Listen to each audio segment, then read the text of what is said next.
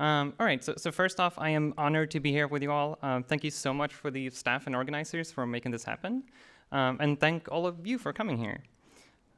So I never expected to be invited to do a keynote. I'm just trying to imagine how many other keynote speakers declined before you got all the way down to me. But anyway, you're stuck with me now, so let's make the best of it. All right, I am Freya Holmér. I am the co-founder and technical artist at Neat Corporation. It's our studio in Stockholm, Sweden. So we have been working on our VR stealth game called Budget Cuts. It's kind of like a first-person stealth thing. All right, so feel free to check that out if you're into VR. It's released on Steam and Oculus Home, so yeah. Anyway, a few years before that, I created ShaderForge, which is a node-based shader editor for Unity. It's now free and open source, so if you want to dig into it, you can go visit it on GitHub. I would warn you, though, I was the sole developer on this project, and the code was not written for anybody else in mind. So, it was not written for people to understand it, and not even my future self, it turns out. So be careful, and please don't judge me. All right. So what am I going to talk about today? So I've never done a keynote before. This is very much outside of what I normally do. It's in many ways similar, but also very different from the more technical, in-depth talks I've done. So I hear that keynotes are supposed to be a bit more inspirational, to open events and set the mood. But I realized a bit too late that what I'm about to talk about is pretty dark. So this talk is very reflective and not necessarily directly applicable to all of you, but I hope it will at least be interesting to listen to. If not, feel free to turn on your phones and go on Twitter or something. All right, so we often talk about what, where, and how we learn things in the external space, things like coding, game design, and 3D art, music, and writing. But there's another space we don't talk too often about, which is the inner space of your mind. So the inner space is quite different because each of our minds are pretty unique, and it's very hard for other people to help you out with learning that space.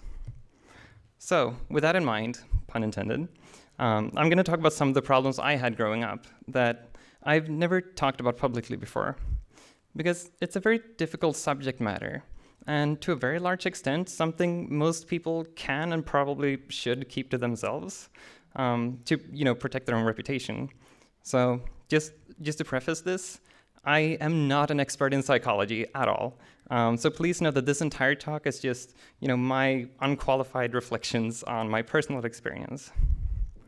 I'm going to talk on mental health struggles and how I managed to overcome, or at least work with it instead of against it. And mental health has sort of become, much more commonly talked about in these creative spaces, which I think is absolutely fantastic, because many people in our line of work do suffer from many mental health issues that they might not have been comfortable talking about before. But most of these problems generally garner a sympathetic response. They feel sorry for the person suffering from things such as anxiety or depression, and genuinely hoping that they can find find ways to one day be rid of it. But the mental problems I've had are of a different category. It's of a category that can make people feel disdain and mistrust and sometimes outright hostility. So I'm honestly pretty scared of what you're going to think of me after this. But I do want to broaden the types of conversations we have about mental health. So, for people who may have felt the same but feel like they don't have the space to talk about them. So, and what's worse, in our society, the smart thing to do is often not to talk about it, because, just as a means of survival or out of fear of being rejected. So, this is about narcissism and borderline psychopathic tendencies. So, what I've learned in dealing with all of this can be of value to anyone interested in learning both about themselves, others, and the process of learning as a whole. But so I guess all I'm saying is please don't leave halfway through, or you're guaranteed to think I'm a psychopath. So, all right. So when I grew up, I had pretty bad grades in school. I generally had a hard time focusing. Now, it was not only that I didn't care about many classes, I almost couldn't care about them. I could barely focus, my mind kept wandering, and even with repeated conscious efforts to focus on the task at hand. I would drift off to think of, what I would do once I got back home to my computer, to what I would work on next on my Team Fortress 2 level. And this lack of focus on things I considered irrelevant also heavily affected my memory. I had a very hard time remembering irrelevant things, or at least things I considered to be irrelevant. So my mind was gatekeeping absolutely everything, which also had social implications. So, for instance, still to this day, in my family, I only know the birthday of my sister. I don't know the birthday of my parents, because my mind is just like, I don't need to know this. This is just irrelevant information, and Facebook keeps track of this for me. And also in social situations, people could sometimes tell that I didn't care. So when they were talking about things that I, had no interest in. So in situations like this, reasonably nice people tend to listen, but regardless of their interest in the situation. But I had trouble doing this, even though I tried. And whenever I tried, it felt fake, like I was just pretending to care instead of actually caring. So I used to look at this problem in a positive light, as some form of genuine honesty, where I never wanted to pretend to like something I didn't. So being honest and upfront about it felt to me like a nice and open gesture to the other person. That would hopefully lead to more honest and better interactions in the future with this person. Because in my perspective, I had now given them feedback on how boring I found them to be. But as I grew older, I also realized that I completely ignored what the other person thinks of this. And it's both short-sighted as well as very selfish. You easily come off as being stoic and not very exciting to hang around with, because you don't respond to much input. You just seem preoccupied with your own things, which I was. And this is what I began to realize. I began learning how to work around this and think more long-term. I started getting used to being able to focus on things that weren't interesting to me, which, after all, is a very useful skill to have.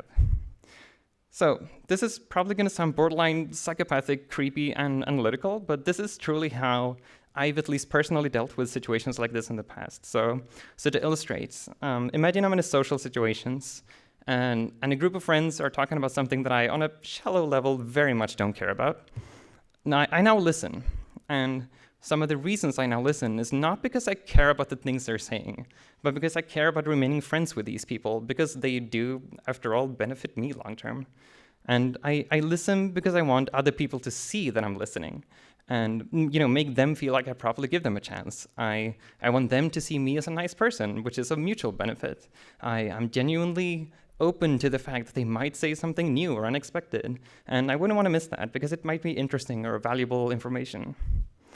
And the odds of me being able to join a conversation is greater if I keep track of what they're saying, and I might be able to talk about it in a way that I do find interesting, which is likely more valuable than not listening at all.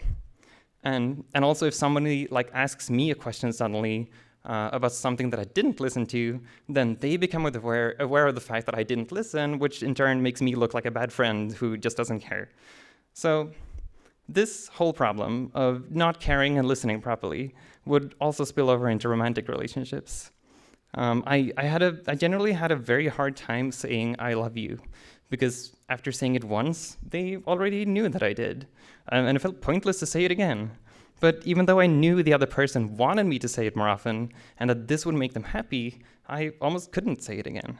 Something in my mind stopped me. And it's this type of barrier that has led someone to tell me that I don't think you're capable of feeling love, which really hurts. So I was very bad at providing emotional support, and to some extent still am today. And it generally involves a lot of unsubstantiated claims and white lies, but for some reason I'm a pathological truth teller. I'm extremely averse to lying. So statements like, everything is going to be okay, turned into the less supportive, everything's probably going to be okay. And I know you can get through this, turned into, I think you can get through this. And whenever there was a situation where somebody told me, I love you more than anything in the world, I could not say the same thing back because it would be a lie. And any other response back to that is terrible. So, even though all of this was the problem, I was fully capable of giving logical support. I could remind people that they were doing great at their job, or that they have many friends who love and support them. But this is not the emotional support that many people deeply want and need. and being able to provide this was what I was lacking. So, what about my motivational issues and underperformance in school? Well, saying that I had bad grades because of motivational issues doesn't actually tell the whole story. As mentioned, I was definitely not a high performer, where grades are heavily skewed toward the high end, with many A's and B's and tapering off with maybe some C's. But that being said, though, I was not a typical low performer either, where grades are heavily skewed toward the low end. On the left-hand side with many failed classes and maybe 1 or 2 classes I would go as high as C. But while it's true that I had very low grades in many classes, my distribution was more like this. When we had history, biology, politics, chemistry, geography, gym class, and sociology, I did not care. I got bare minimum on all of these, either E and maybe sometimes D. But I got straight A's in mathematics, programming, English, physics, digital media, and B's for art class and music. And this selective focus is exactly what I eventually figured out that I have to work with and amplify as much as I could. And I think this came to a large extent from me feeling a very strong need for achievement. Being very skilled in achieving things was for some reason very high priority for me. Whenever I created something or did something impressive, I felt validated and I suppose connected to the world. This became one of the few ways people started acting more positively toward me and making me feel appreciated, as I wasn't very good at being emotionally close otherwise. But that is putting it in very rosy terms, and I honestly don't know if it's all true. My likely stronger driver for this was probably pure narcissism. It's super embarrassing to say, but I really wanted to be famous. And back when I was in school, I wanted to be a level designer at Valve. That was, to me, the highest position I could strive for, given the communities I was involved in. And then this then grew into wanting to be famous and respected for multiple things. I wanted to be a jack of all trades, master of all. I wanted to be on Wikipedia described as a fucking polymath. But I've also realized that this is extremely unreasonable. And the reason it's unreasonable is, of course, judging by these polymaths. You need to be a man of philosophy with a proper beard. I'm very much interested in philosophy, but being a man and having a beard are two things I'm actively working against right now. So yeah, I guess my Wikipedia page is not going to happen anymore. But even to this day, in writing these very words that I'm speaking right now to you, I can feel my brain telling me, I hope someone finally goes out and writes this page now that I put the idea out there. But I've realized that this is extremely stupid. And I now recognize that because of my introspection, that the thought is a bad intuition and should not be communicated. Obviously, I communicated it now, but you know what I mean. So people often say that you should treat yourself as well as you would treat your friends, which is a great guideline for people who may suffer from depression or anxiety, where your self-esteem is very negative, and you look up to your friends and see them as having a very high esteem. But for the more narcissistic brains like mine, it's the complete opposite, and this saying doesn't work at all. And the narcissist's self-image is too positive. They should instead be guided by a different saying, which is you should treat your friends as well as you would treat yourself. And so both of these are kind of just restatements of the golden rule, but they're weighted for people with a distorted perspective on either side. So out of curiosity, I just Googled both of these statements. The first one got around 55,300 results, and the second one found exactly 0. So I'm starting to think this might not be good advice, just a heads up. So the reason I'm telling you all of this is because the only way to get out of this is to recognize these patterns of thought and work very hard to change your behavior, communication, and output. I haven't been able to change my inner thoughts, and changing intuitions is a slow process. So this is not about changing your thoughts, but to change how you react to and read those thoughts. And after a while, you will start to intuitively suppress and deflect these thoughts, but it takes work. I think today, many people who have talked to me in real life, they would be surprised to hear these things about me, because I generally come off as a pretty stable and nice person today. But this narcissism, even though it's a very bad and near immoral tool, it is, after all, a motivator. And I think this is something you can and absolutely should work together with and make sure the bad sides are mitigated as much as possible and use your intuitive motivation to push you forward, both personally and professionally. And that, I think, is the positive side of it all. And I think this very aspect of motivation is rarely harnessed properly in learning today, especially when it comes to the academic approach. You can sort of think of learning as navigating a space of things to learn within any given field. So at the top, you got the fundamentals. These are the ones that are required for you to understand in order to understand the descending nodes. As you go further down, you get deeper and deeper knowledge. You can imagine your vertical position here as your skill level. So each of these nodes takes some amount of time to learn, but there's an interesting quirk here. If you're interested in learning specific nodes, these will be much easier to pick up, and they will be near frictionless compared to the other ones.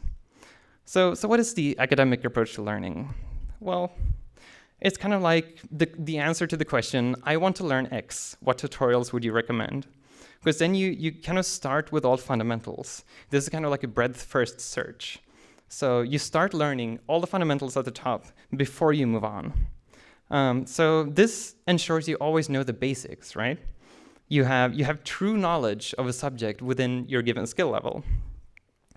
And this might be good if you're the type of person who don't know what you want to do in life yet, which I've never been able to relate to, but that's like most of my friends. I don't know these people. So the positive thing with this is that the lateral movement on your given skill level is really easy. So let's say you're a coder and you're working on making some sort of CPU performance optimizations on something. Then if you need to move to work on something else, like database serialization, then assuming it's on the same skill level, you can just make that jump, and it's really easy. So you really have a broad skill set.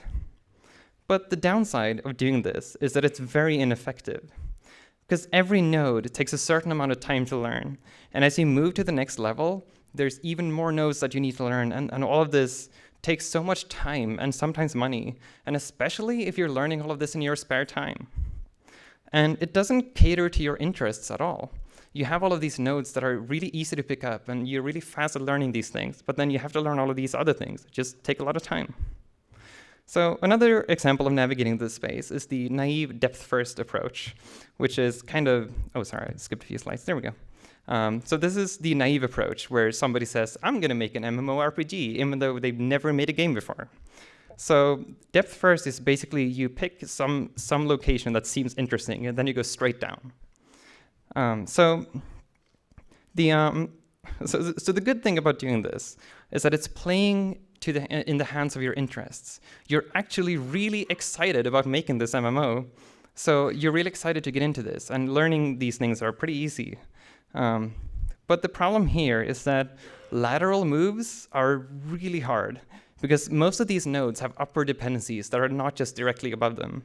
So the problem is that because you haven't looked into the fundamentals of every node, it makes it really hard to just laterally move to a different node and learn and do that thing. So you tend to get stuck at some point, because there are a lot of dependencies here. So basically, if you look at these, they sort of have a tree-like connection. So whenever you reach a node that has a lot of parent nodes, the amount of information you need to learn in order to understand that node is overwhelming, because you've just been going straight down. So, and then worst of all is vertical skipping.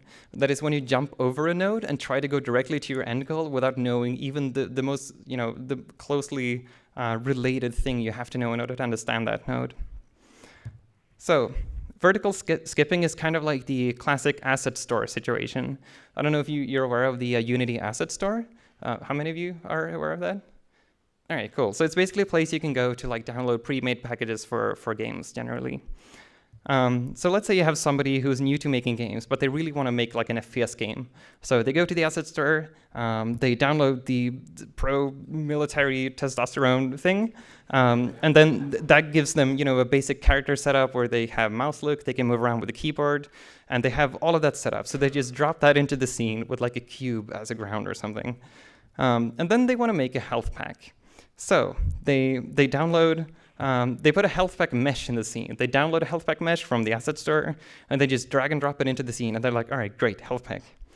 They don't really know how to code, but they did watch some tutorial about variables. So they write a script that's basically like, I'm going to make a pickup script. I define a health variable, and then I increase it by 50. And then they're like, all right, that looks like a finished health script. And then they go to the forums and ask, why does this not work? So clearly, they missed a lot of fundamentals in so many different things there. So they don't know interactions with scripts, how colliders work, how triggers work, none of this, right? So this is very common for impatient people starting out.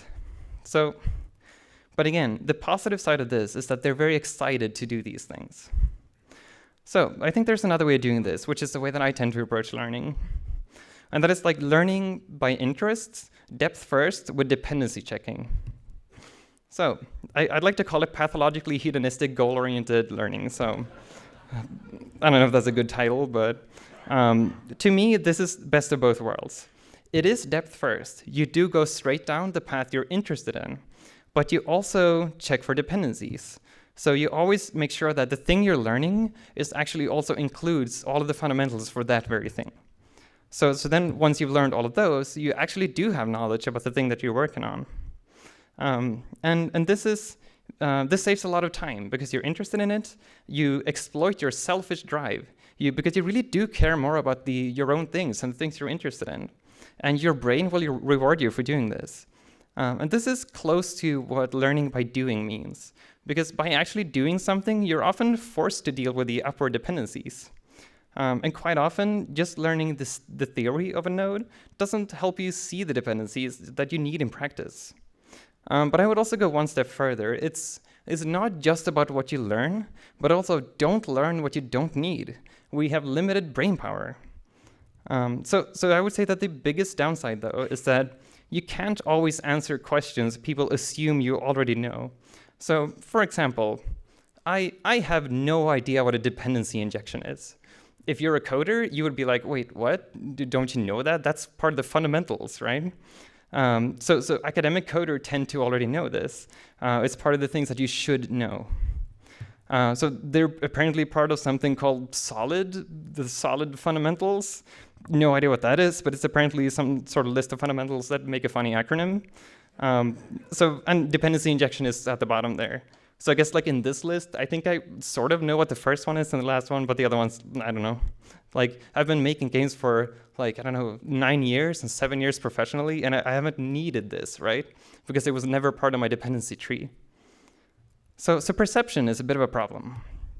Because people think you did this.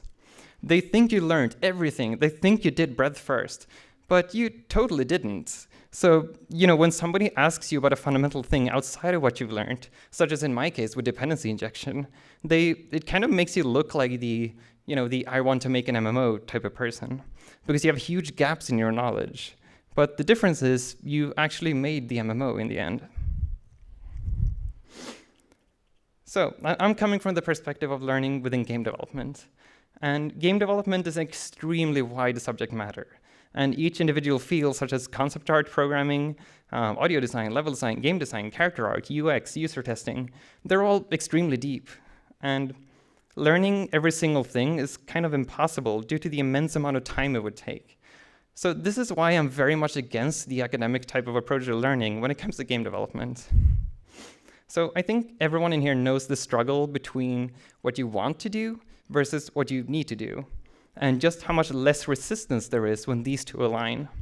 We do have a lot of bad intuitions, though, so being able to work against them is an extremely important skill to have, such as controlling dangerous impulses like anger in situations where it would only make things worse. But intuitions can make things near frictionless, pushing you forward faster than you've ever gone before. So, for example, I think most of us in here know how fun it is to work on a personal project and how much less fun it is to do chores. So when it comes to doing chores, you can use this method here too to make things easier and more motivating to you. So for me, whether I'm doing dishes, cleaning the house, doing makeup, or even showering, I turn them into explorations in psychology, philosophy, and morality because I listen to audiobooks. So I recommend getting wireless headphones in case you don't have that. Makes for better mobility. Turns out mine were not as shower-proof as I had hoped. So during my year of studying game design, we had several courses that I wanted to accelerate my own learning in. We had a course in UI design in which the assignment was to pick an existing game and then analyze the main menu design and think about some of the decisions they may have made during the development of that one. So I asked my teacher if I could instead design my own main menu for an indie game I was working on already. So that way I could both be part of learning UI design, but also to further my own interests, which in turn made me more interested. And the learning process, again, was accelerated and made more frictionless. So another example was a level design course in which we were supposed to use Google SketchUp to design a single-player level. I was never too interested in learning SketchUp, but I was interested in learning Maya, another 3D modeling application, because this was something we didn't focus much on in our game design class. So I asked my teacher if I could use Maya instead, and they were fine with that. So then I learned Maya, as well as did the assignment for the level design course at the same time, which again was a great motivator. It helped me go deeper. So you can also do this in reverse. So you don't have to find ways to integrate your project into the thing you want to learn. You can also integrate the thing you want to learn into your project. So let's say you have to learn something as useless as sorting algorithms. So you can probably think of a way of integrating this into something you've already been working on. So in case you have a game with a high score list or something, you could sort it by learning and implementing these ridiculously complex sorting algorithms to have that useless gain in performance.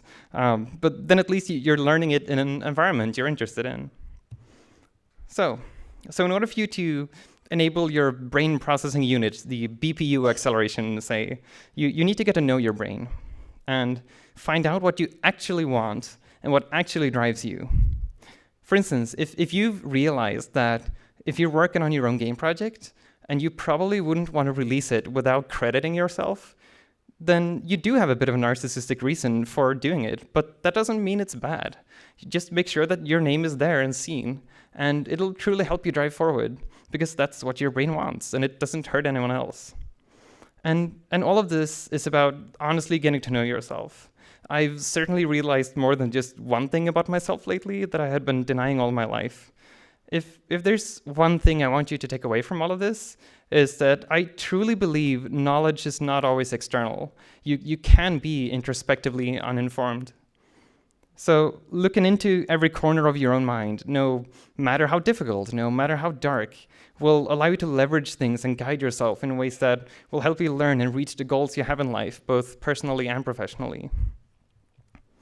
So I might be over dramatizing this, I might be over pathologizing this, but and I am not a psychopath. I genuinely do care about other people, or at least so I say. Maybe I'm just doing it because caring and being nice makes people like me, but then that also makes me wonder, is there really much of a difference?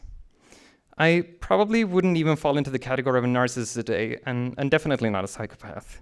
I'm likely somewhere on the autism spectrum and perhaps a mild form of ADD, but I've never been diagnosed, and it's not something I'm medically treating because it doesn't seem to be much of a problem for me today. It certainly could have been worse had I not done the introspective journey that I did. But I think it's easy to focus too much on labeling issues. But in the end, these are just labels to simplify descriptions of behaviors.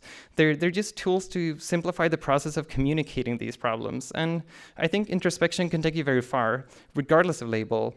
Well, unless you're in the deep end and need professional help, of course. So I'm not alone in having these narcissistic thoughts. I think many people harbor similar thought patterns, but don't express them simply because it's not strategic, and sometimes because you're not even aware that you're driven by these thoughts. We're probably all pretty selfish to varying extents, and I think we should be careful not to cast narcissism in too much of a bad light because, again, it's a motivator. So this is not about giving into your impulses, blindly pursuing your interests.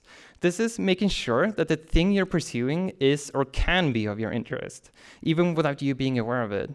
It's not about convincing yourself about something that's not true. It's just deeper introspection on what you want and a clever rearrangement of the process of learning to combine the goal that you need with the goal that you want. So our brains give us a lot of thoughts and impulses that are not always good for us.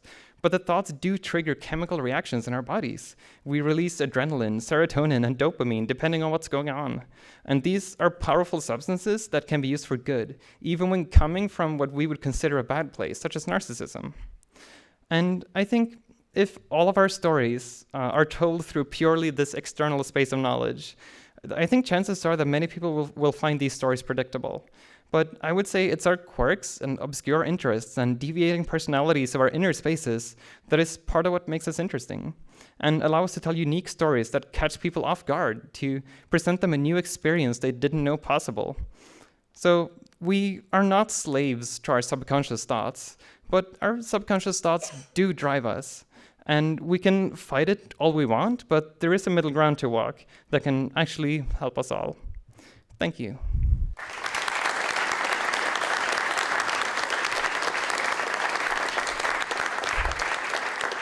All right, I have like one more slide. Hold on. The social media links, in case you want to connect with me. This is the only business card I brought. So if you do want to talk to me, take a picture with your phone or something. So I like to respond on Twitter. My DMs are open. So just message me there in case you want to meet up. I'll also be around throughout the event. And also, if you're curious to get into game development, I have been live streaming game development on Twitch. So I've been doing that while working on my own indie game. It's a very raw look into what it's like to work on a game project solo, albeit with like 30 people behind you watching you and judging your every move, with the like occasional transphobic asshole jumping in every now and then. But anyway, I'm always in an Ask Me Anything mode. I do get a lot of people who are new to game development and are curious about how it works. So, and I tend to respond as much as I can. And this has sort of spawned a community of game developers. You can imagine like a Venn diagram of like game developers and like LGBT people that are very much overlapping. This was like completely by accident, but that community now exists. So that's on Discord in case you want to join that. All right, so I will be hanging out at the fireside chat. I think it's at 1 p.m. I don't know what the time is. So yeah, that's going to be in the, I don't know, the purple room, I think. Yes? Okay, I got a positive reaction there. All right, so it's to the right over the stairwell. All right, so thank you so much again, everyone. Take care of yourself and everyone else around you, and enjoy GlitchCon.